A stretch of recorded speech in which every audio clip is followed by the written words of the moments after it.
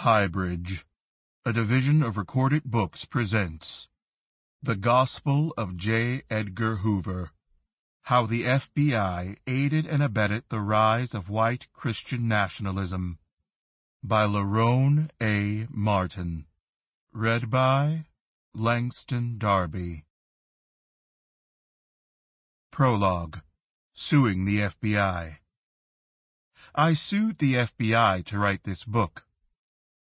On August 12, 2018, I filed suit against the U.S. Department of Justice, DOJ, for FBI records on Billy Graham, Martin v. United States Department of Justice, 2018, case number 18-1885. I was convinced the preacher had an FBI file. No American in the mid-20th century could reach his level of fame, notoriety, and influence, yet managed to escape the vigilant prying eyes of Hoover's FBI. And no civilian was permitted into Hoover's inner sanctum for a stage photograph without knowingly or unknowingly enduring a thorough background check. In one way or another, Graham was involved with the FBI, and I thought the Freedom of Information Act, FOIA, was the key to find out how. But I was wrong. The FBI played hardball, so I sued. It was my only recourse, a desperate attempt to force the FBI to abide by the FOIA. Revelation is the purpose of the modern FOIA. President Lyndon Johnson signed it into law on Independence Day, 1966. LBJ publicly praised the bill, which gave Americans the opportunity to petition for records of U.S. executive branch agencies. This legislation springs from one of our most essential principles: a democracy works best when the people have all the information that the security of the nation permits, he proudly announced. Privately, however, the president despised the bill, allowing it to languish on his desk. Johnson finally signed the fucking thing, as he scornfully referred to it, after much persuasion, narrowly ducking its pocket veto. His reluctant attitude foreshadowed how executive branch agencies would execute the law. My ordeal with Graham gave me first-hand experience with their approach. I made my original FOIA request on February 21, 2018. It was the day Graham died, and his legal privacy rights, at least in textual materials, went to the grave with him. The FBI acknowledged my FOIA request, yet failed to make a determination within the 20-day statutory deadline mandated by Congress. The FBI did not bother to claim unusual or exceptional circumstances to excuse their malfeasance. They just ignored me. I heard from the Bureau almost 2 months later. The April letter was as bold as the typeface in which it was set. The Bureau did not concede breaking the law. They simply informed me that they would not disclose or even acknowledge the existence of any records concerning Billy Graham and his relationship to law enforcement or national security. These were significant and ironic exclusions for Graham. The preacher had advised U.S. presidents for more than half a century, advocating evangelical Christianity as the key to national security, yet there would be no disclosures. If the FBI determined there were files that resided outside of this broad purview, they pledged to make them public via their FOIA website at some undisclosed date in the future. Then and only then would I be informed. The Trump DOJ dug in their heels. This should not have been surprising. President Donald Trump's Attorney General, William Barr, was constantly lambasting the FOIA as a dangerous nuisance that amounted to constant harassment of the DOJ. I decided to join the torrent of disturbance filing suit in the U.S. District Court for the District of Columbia. The civil litigation produced a saga of hide and seek, lost and found. The FBI admitted a number of records on Graham had been destroyed in accordance with a 1986 court order. The ruling created the FBI Records Retention Plan, a rubric that assigns preservation schedules for FBI files based on their potential research value. More than 3 decades later, the same court informed me that records pertaining to the nation's most famous evangelist had been legally destroyed by the FBI. What was valuable to me was deemed legally disposable by the FBI. Worse, the FBI testified that other files had been lost or were unable to be located.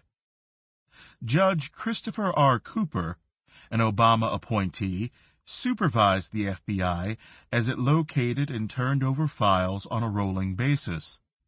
The FBI produced a deluge of documents detailing investigations of deranged death threats targeting Graham, as well as an obsessive amount of newspaper clippings covering the preacher's whereabouts and statements.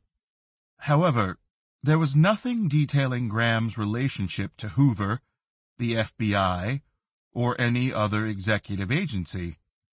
The promised transparency of President Biden's administration provided false hope.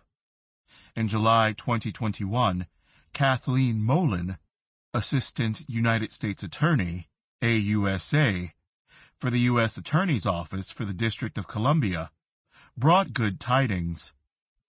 AUSA Mullen informed my counsel, Tuan Samahan, the FBI has located a file that it had previously been unable to locate. The FBI indicates that the file is related to Billy Graham. With no explanation, the FBI miraculously found a 30-page file on Billy Graham. I did not care if it was the result of an actual miracle, political timing, or just the correction of incompetence. I counted it a godsend. But my joy was short-lived. The once lost, now found file was largely more of what I had already received. But I refused to stop. The case was settled, with the DOJ agreeing to pay for attorney fees and other litigation costs. Upon turning my attention to Graham's official archives, I quickly learned the FBI had a co-conspirator in its archival cover-up. Shortly after my public lawsuit, Billy Graham's son, Franklin Graham, a staunch right-wing evangelist, announced Billy Graham's archival holdings would be moved from their original longtime home of Wheaton College to North Carolina. This may not have been a coincidence. The FBI has a practice of releasing high-visibility memoranda, warning various government and civic entities of a proposed release of high-profile files and the possible fallout. The Bureau denied the existence of such a memo in my case. However, the result was the same. Billy Graham's family took cover, protecting Billy Graham's legacy as the figurehead and proxy of modern white evangelicalism at all costs. Now Graham's archival holdings, dating back to 1940, are under the complete control and supervision of the Graham family, specifically Franklin Graham, and cannot be accessed without his blessing. The younger Graham is the latest in a long line of white evangelicals vying to protect and police the legacy of modern white evangelicalism and its complicated relationship with white Christian nationalism. Pioneering white evangelical institutions such as Christianity Today, the National Association of Evangelicals, and the National Religious Broadcasters have scrubbed detailed references to J. Edgar Hoover and the FBI from their respective archives. The deafening silence led me to seek FBI files on the white evangelical world that surrounded Billy Graham, the clergy, churches, magazines, and organizations the evangelist helped to establish, the foundational entities of modern white evangelicalism. My labor was not in vain. The pages that follow draw upon thousands of newly declassified and released FBI files. The revelations therein are enhanced by my interviews with FBI special agents who worked for Hoover. Together, they show that J. Edgar Hoover and his FBI were central to post-war religion and politics. Hoover's FBI joined forces with the founding architects of white evangelicalism to aid and abet the rise of white Christian nationalism as a legitimate force in American politics. The gospel of J. Edgar Hoover moves this partnership out of the shadows and into the light. This discovery illuminates the past, helping to explain 21st century U.S. religion and politics. Following a string of white Christian nationalist violence, most notably the January 6, 2021 attack on the nation's capital, the FBI announced renewed efforts to squarely deal with the domestic security threat of white Christian nationalism. The Bureau's mission will be hampered if it does not trace the multiple origins, dwelling places, and institutional expressions of the threat, even if that trail leads all the way back to FBI headquarters and field offices. Likewise, many prominent white evangelicals have stated a desire to better understand when and how white nationalism came to possess a large portion of the movement. They believe this quest will help exorcise the demons. This book calls them to reconsider the very foundations of modern white evangelicalism, to reckon with the fact that the groundwork was laid, in part, by J. Edgar Hoover and his FBI. Introduction. J. Edgar Hoover's Stained Glass Window. On a Sunday morning, June 26, 1966, the Capitol Hill Methodist Church dedicated a magnificent 33-foot-tall stained glass window to FBI Director J. Edgar Hoover. It was the congregation's second worship service in their new $1 million church, an expenditure of about $17 million today. The prominent 1,200-member all-white congregation, located just 5 blocks from the U.S. Capitol, purposely built the new church, precisely on the spot of the birthplace of Mr. Hoover. The church was erected as an evangelical shrine to J. Edgar Hoover, and the glorious window was consecrated, the J. Edgar Hoover window. With J. Edgar Hoover seated in the front pew, Protestants of all stripes praised him as a Christian champion. Hoover's pastor, Reverend Dr. Edward L. R. Elson, spoke for the masses of white evangelicals. The Presbyterian clergyman was a founding contributor to Christianity Today, the literary mouthpiece of modern white evangelicalism. He told the congregation that naming the window after Hoover was eminently merited and highly appropriate. The pastor of the Methodist Church, Reverend Edward Lewis, preached the sermon. The shepherd of the largest white Protestant church in Washington, D.C., chose the divine calling of Samuel as his biblical text. His sermon drew a parallel between Samuel and Hoover. Samuel answered God's call to turn Israel away from sin and idolatry and toward God. J. Edgar Hoover had done likewise. He heeded God's call to turn America away from subversion and back to God. The congregation received the sermon by offering thanks for Hoover's service, followed by a plea that he would be the first among many white male Christian defenders. "We honor today a man of Christian stature and national leadership," they prayed. "We offer our thanks to thee for such men as J. Edgar Hoover, and pray that more like men will be forthcoming in our nation." Methodist Bishop Wilbur E. Hamaker offered the prayer of dedication. After he confessed to being an unashamed hero worshiper of Hoover, the virulent anti-communist elder blessed the window.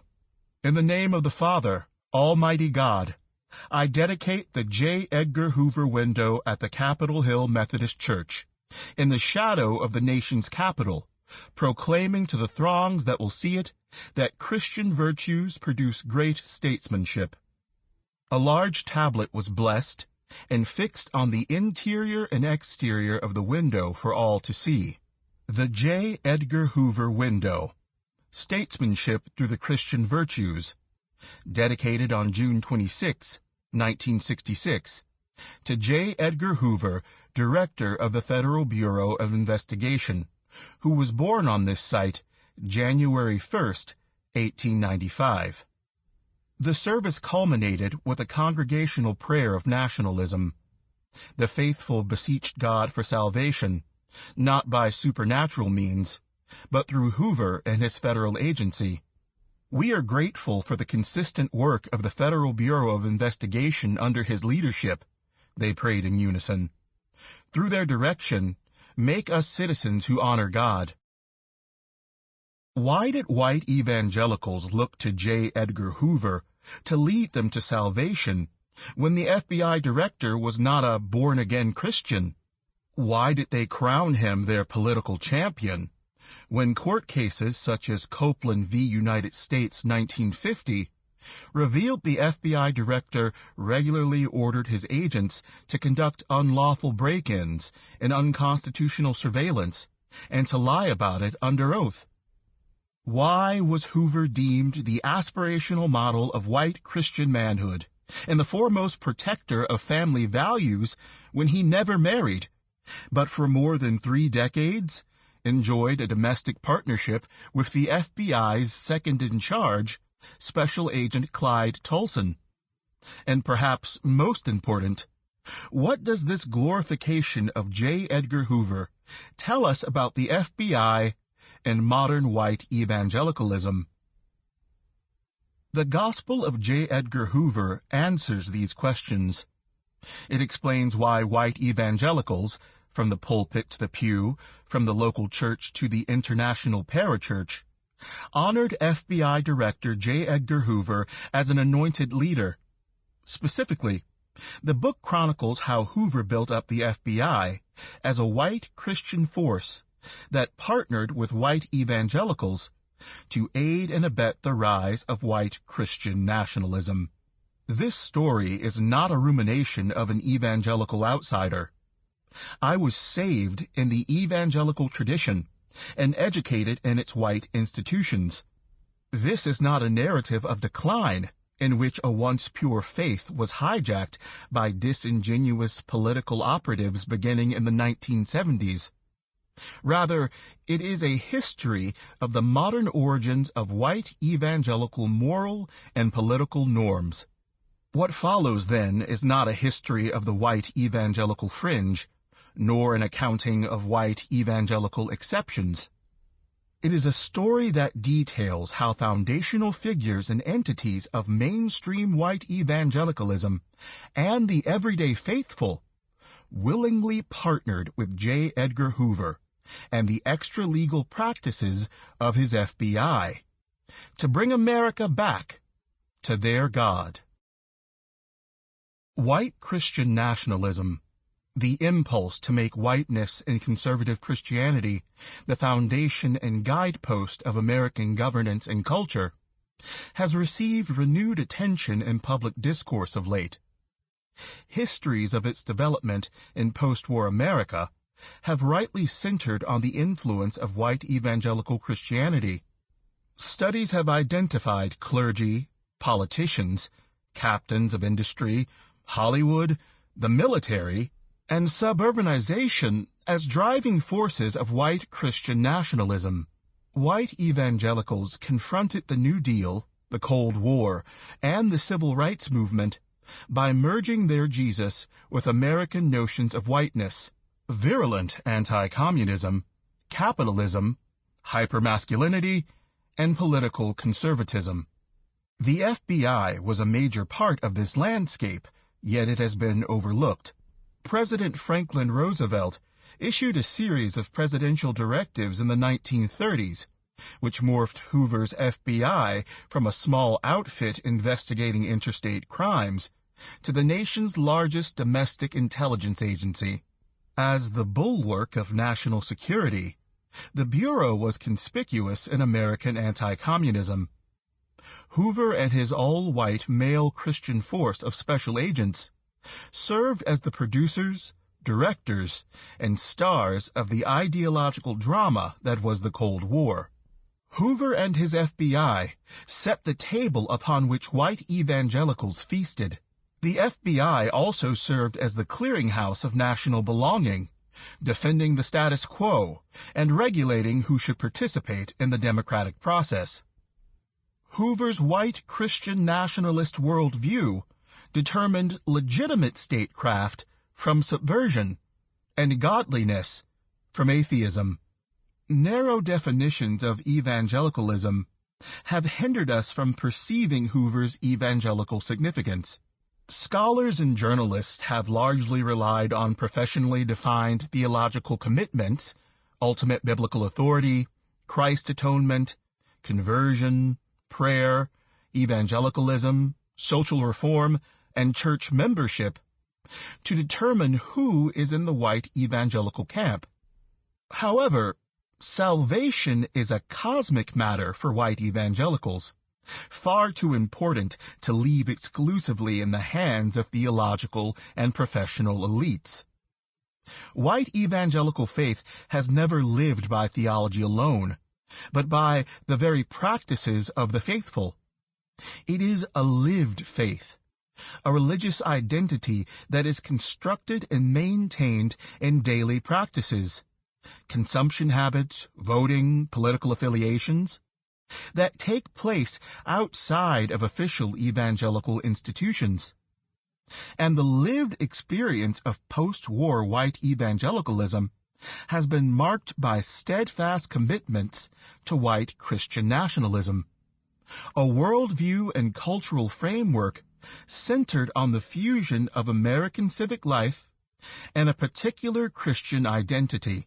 This all-encompassing faith assumes the naturalness and righteousness of nativism, white supremacy, patriarchal authority, heteronormativity, gender difference, and militarism. These evangelical commitments made J. Edgar Hoover a white evangelical not by virtue of being born again, nor by church membership or name, but by something far more important: his fight for a white Christian nationalist nation.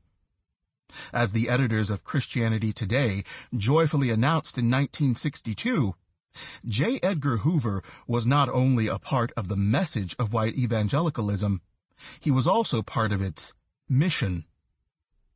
Hoover was an important part of the evangelical errand. He did not simply ride the wave of Cold War evangelicalism.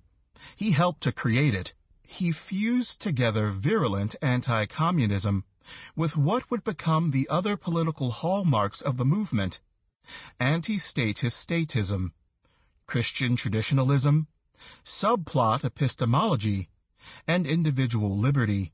Hoover's career embodied anti-statist statism.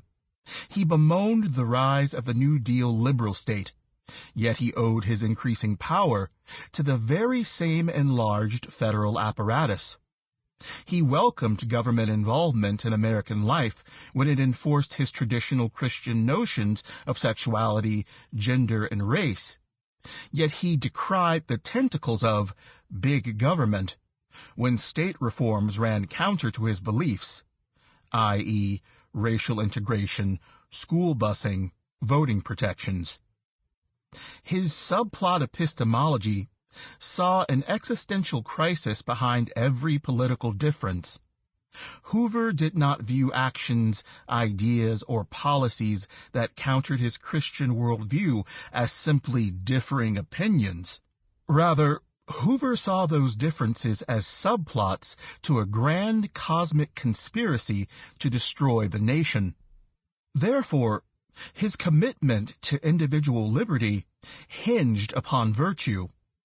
Liberty was not licentiousness, but an ordered freedom in which government helped to cultivate virtuous individual souls. Virtue stood guard, protecting liberty. Statecraft had to be soulcraft. Hoover's faith served as the foundation of it all, a white Christian nationalism that wedded conservative Christianity and American statecraft. The nation, he once told an NBC audience, had to have faith to be free. When post-war white evangelical conservatives heard the gospel of Hoover, they believed they heard the gospel truth. Studies of the FBI have also been slow to pinpoint this gospel. Scholars of the Bureau rarely consider the director's faith, let alone its influence upon the Bureau and the nation. Yet, during Hoover's lifetime, his faith in storied religious partnerships were central to how Americans understood him and his Bureau. Histories of the FBI have chronicled the FBI's surveillance of clergy and its antagonism toward faith communities. This book narrates the Bureau's embrace and promotion of faith. Previous histories have identified which religious folk Hoover deemed subversive: Dorothy Day, Father Berrigan, Fannie Lou Hamer, Malcolm X. Now it is time to focus on which clergy the FBI boss branded as partners. The Bureau had many enemies, but it also had plenty of friends. History has shown us how the Bureau attempted to silence its enemies, hindering democratic debate, and ultimately push American politics toward an authoritarian far right. The Gospel of J. Edgar Hoover offers a new story, detailing how the religious commitments of Hoover and his FBI also ushered our nation's politics toward the religious right. The following pages tell the story. Part 1, Proselytizing Faith, displays how Hoover, the longest-standing high-level appointee in U.S. government history, made white Christian nationalism the bedrock of the modern national security state. U.S. presidents came and went, as did ruling political paradigms and crises, but Hoover remained. As FBI director from 1924 until his death in 1972, Hoover was a political constant, paying lip service to the Constitution, but establishing white Christian nationalism as the actual foundation of his FBI. It mattered little who was in office or which party was in control of Congress. Faith helped him determine the nation's enemies and how they should be attacked and defeated. He saw national security in cosmic terms. Nothing was more existential than national security, the very salvation of the nation's soul. Hoover remade the FBI, the federal agency in charge of the nation's domestic security, in his own image, a squadron of white men who viewed themselves as white Christian soldiers and ministers. They were spiritually and morally formed by the FBI's religious culture, a suite of religious practices that took on both Catholic and Protestant forms. Hoover's white Christian nationalism eschewed the rampant anti-Catholicism of the day in favor of a unified white Christian order. Maintaining a white Christian nation required that all respectable white Christian men join the struggle, regardless of ecclesiastical commitments or theological differences. As part of their training, FBI special agents pledged to be Christian soldiers and ministers, while also attending FBI spiritual retreats and special worship services run by leading white Catholic and Protestant clergy. The FBI made it very clear: a secure and safe America was a Christian America, one in which white evangelicals and conservative white Catholics worked together to maintain the levers of cultural and political power. The FBI was the nation. Sample complete. Ready to continue?